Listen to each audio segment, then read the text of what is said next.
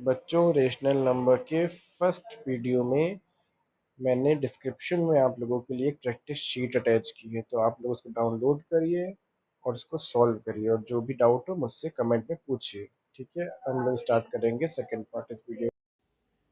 अब हम क्या पढ़ेंगे? Properties of addition of rational number. अब प्रॉपर्टीज़ पढ़नी है हमें एडिशंस की। ठीक है भाई, हमने एडिशन पढ़ा था इससे पहले दो तरीक़ों से।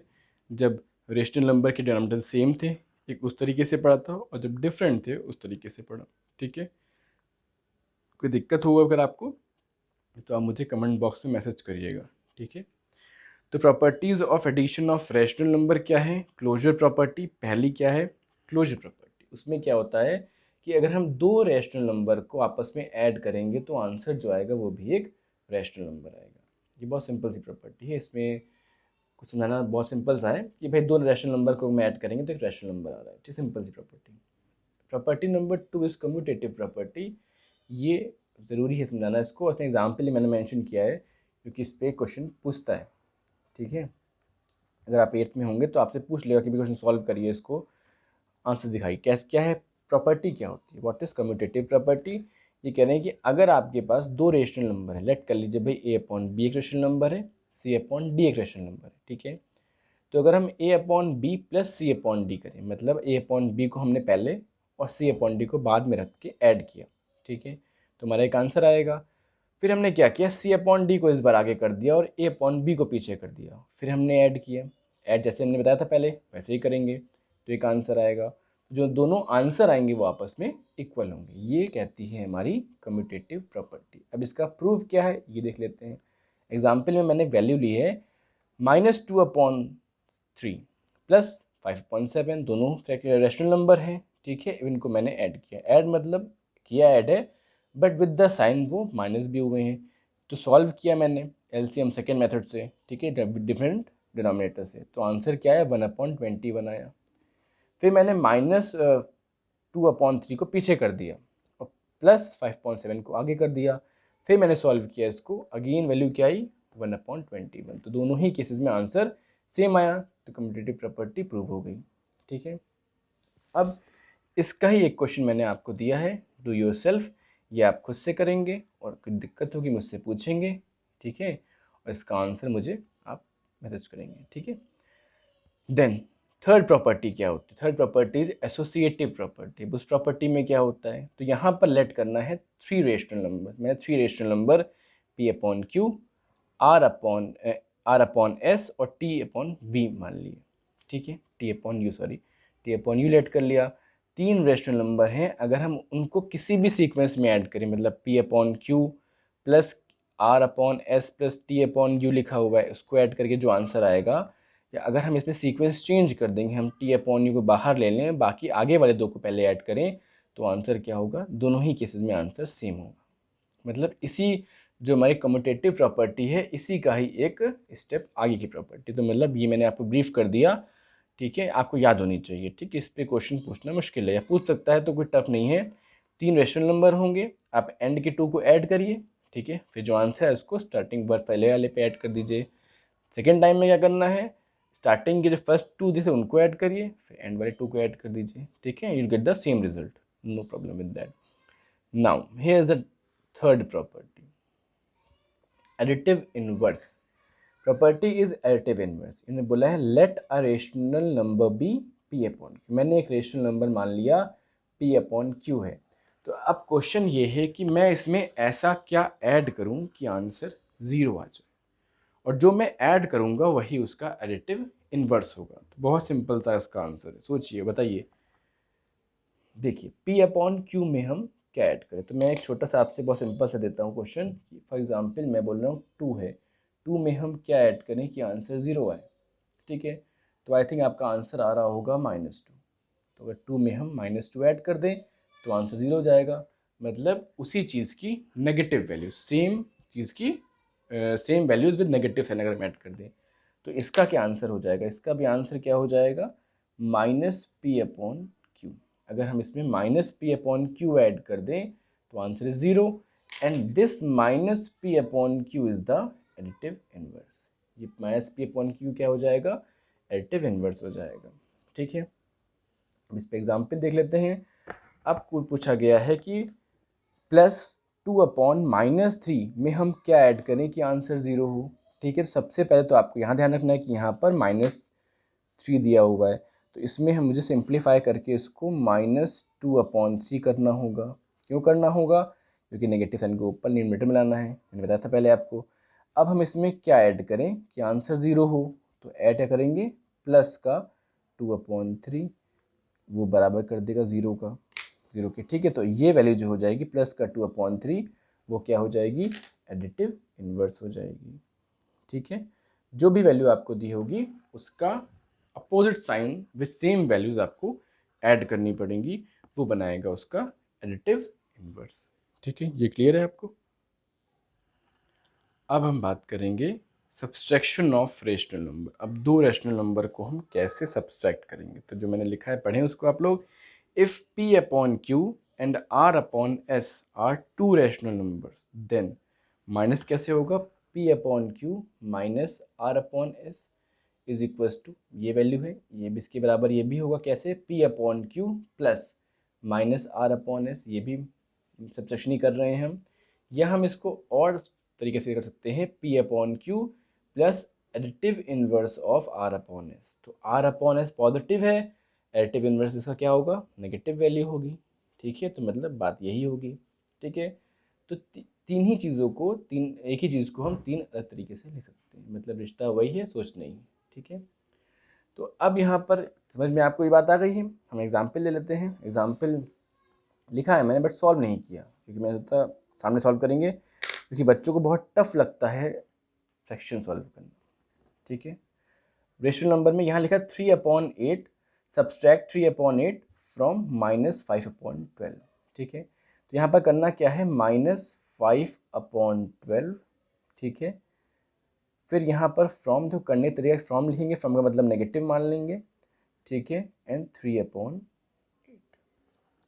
ठीक है, अगर इसको हम ग्रामर के रूल से पढ़ेंगे तो हम ये पढ़ सकते हैं कि हमें 3/8 को इससे माइनस करना है, तो मतलब -5/8 आगे आ जाएगा, फ्रॉम वाली वैल्यू की जगह नेगेटिव साइन आएगा और 3/8 पीछे आ जाएगा। कुछ इस तरीके से वैल्यू हो सकती है। ठीक है, कुछ ऐसे, ये वैल्यू आगे आ गई, पीछे चली गई, फ्रॉम की जगह नेगेटिव साइन आ गया। ठीक है, ये बात क्लियर है। फिर उसके बाद हम लोग उसमें जो भी रूल हमारा है, क्या रूल है भाई, पहले बेस डिनोमिनेटर हमारे सेम है, सॉरी डिनोमिनेटर हमारे डिफरेंट है, तो भाई हम इसमें एलसीएम लेंगे। ठीक है, एलसीएम क्या आएगा भाई, 12 और 8 का एलसीएम हमको लेना पड़ेगा। 2 6 ज़ा 2, 4 ज़ा 8, 2 3 ज़ा 2, 2 ज़ा 2, 3 1 आ गया यहाँ पर, एंड 3 1 ज़ा। ठीक है, तो वैल्यू क्या आएगी, 3 2 ज़ा 6, 6 2 ज़ा 12, 12 2 ज़ा 24, एलसीएम विल बी 24 हो जाएगा हमारा। ठीक है, फिर वही रूल लगाएंगे, 12 को हम डिवाइड करेंगे 24 से, तो आंसर 2 आएगा, -5 × 2 हो जाएगा, minus sign as it is 3। 8 को जो हम डिवाइड करेंगे 24 से, तो आंसर 3 आएगा, 3 को हम इससे मल्टीप्लाई कर देंगे। ठीक है, तो अब क्या आएगा, इक्वल्स टू साइन लगाना चाहिए। ठीक है, अब क्या आना है भाई, माइनस, ये हो जाएगा माइनस का 10, माइनस का 9/24। ठीक है, अब क्या होगा भाई, माइनस का 19/24, ये हो जाएगा आंसर।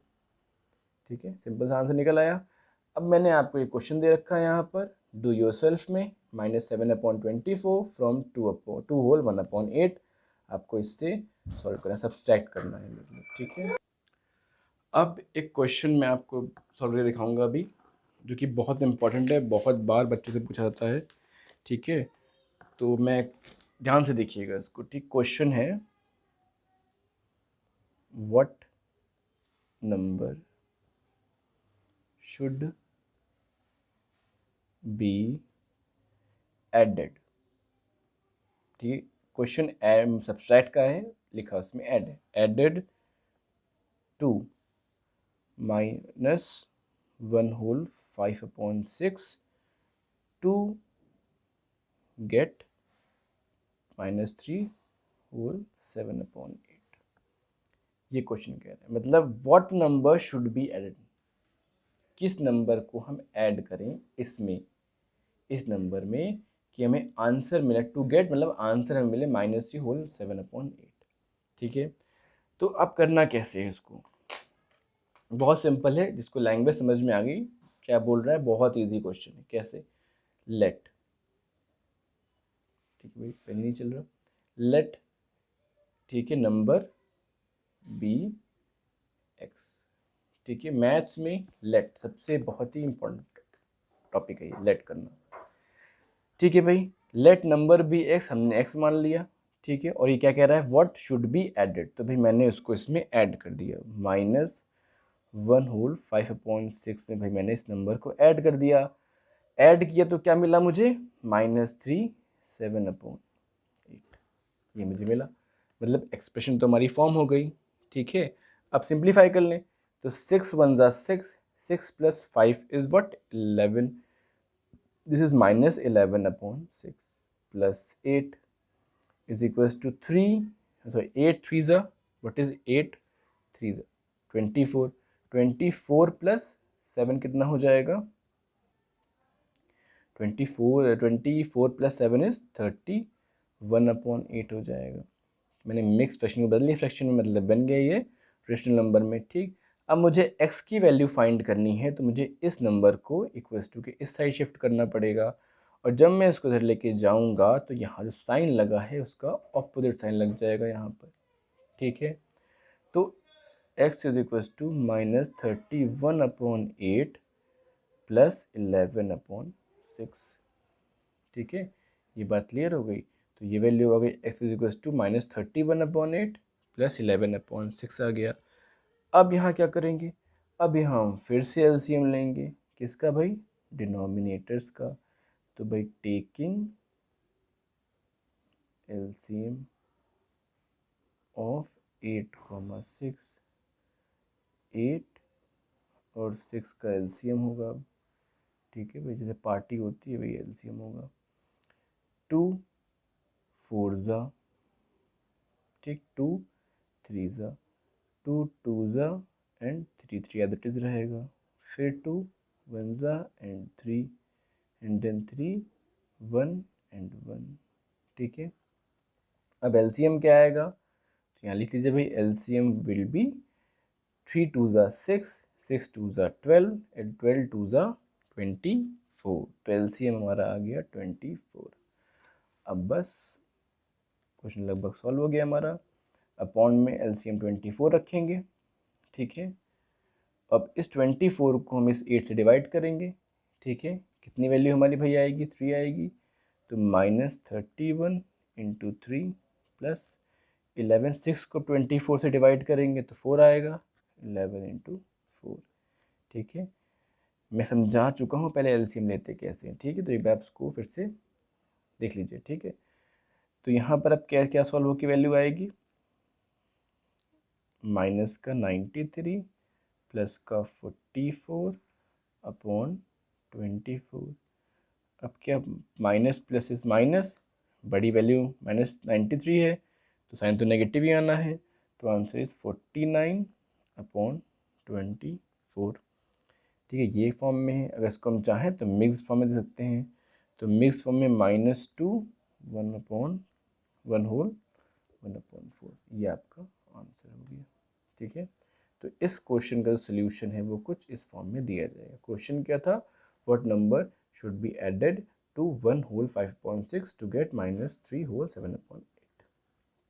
एक्सलेट कर लीजिए एंड जैसे मैंने सॉल्व किया है फिर उसको सॉल्व करिए। ठीक है, ये बात समझ में आपको आ गई। ठीक है भाई, वेरी गुड। अब जो बिल्कुल लास्ट टॉपिक है हमारा इस वीडियो का, ठीक है, रेशनल नंबर का नहीं, इस वीडियो का, properties of subsection of rational number. उसमें ये प्रॉपर्टीज़ क्या हैं, तो क्लोजर प्रॉपर्टी आपने जो पहले भी पढ़ी थी वो फिर से आई है, एडिशन में पढ़ी थी क्लोजर प्रॉपर्टी, वही सबसेक्शन में भी है कि दो रेशनल नंबर्स को अगर हम सब्सट्रैक्ट करेंगे, ठीक है, तो एक रेशनल नंबर आएगा और वो आपस में इक्वल आएगा। ठीक है, मतलब P/Q -R/S करें, R माइनस, तो आंसर जो होंगे इक्वल होंगे। नॉन कम्यूटेटिव अंडर सब्सट्रैक्शन है और नॉन एसोसिएटिव अंडर सब्सट्रैक्शन है। इसका मतलब क्या है कि कम्यूटेटिव प्रॉपर्टी सबसेक्शन में नहीं लगती और एसोसिएटिव प्रॉपर्टी भी सबसेक्शन में नहीं लगती है। ठीक है, तो यहाँ तक मैंने सबसेक्शन तक आपको आज पढ़ाया है। ठीक है, रेशनल नंबर में जो भी अगर आपको कोई भी डाउट इसमें आ रहा है, आपसे क्वेश्चंस लगाइए। मैं लिंक में आपको क्वेश्चन की शीट्स दे दूंगा, मैंने कुछ क्वेश्चंस में दिए भी हुए हैं ट्राई करने के लिए, आप उसको ट्राई करिए। कोई डाउट हो तो आप मुझे कमेंट बताइए कि मुझे क्या डाउट हो रहा है। ठीक है, अगर आपको उसके शीट्स चाहिए हो, प्रैक्टिस शीट चाहिए होगा, तो मैं मेरा व्हाट्सएप नंबर मैं यहाँ पे शो कर दूँगा, उस पर आप लोग मैसेज करके मुझे शीट भी परचेज कर सकते हैं। ठीक है, कोई क्वेरी है, कोई प्रॉब्लम हो तो मुझे मेंशन करिए कमेंट्स में। आपको और कौन सी वीडियो चाहिए, चाहे किस टॉपिक में सब एरर है वो भी बताइए। नेक्स्ट वीडियो जो मैं बनाने वाला हूँ वो इसी के आगे रेशनल नंबर में मल्टीप्लिकेशन और डिवीजन पे बनाऊँगा। ठीक है, चैप्टर भी बड़ा है, आराम से पढ़ेंगे। ठीक है, जल्दी बिल्कुल नहीं करेंगे। तो ऑल द बेस्ट। ठीक है, ध्यान से वीडियो देखिए, कोई दिक्कत तो मुझे कमेंट में बताइए।